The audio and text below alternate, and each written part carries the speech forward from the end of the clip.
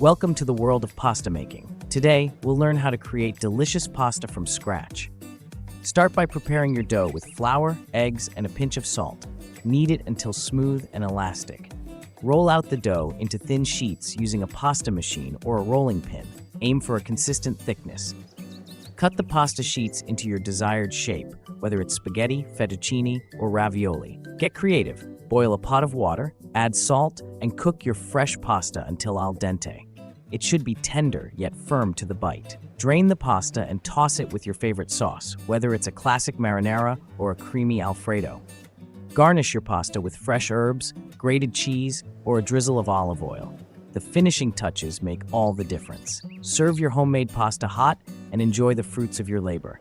Buon appetito. Thank you so much for joining us today. If you enjoyed this video and found it helpful, don't forget to give it a thumbs up and hit that subscribe button below. Your support means the world to us, and it really helps the channel grow. Until next time, stay inspired, stay curious, and keep chasing your passions. This is Simple Cook, signing off.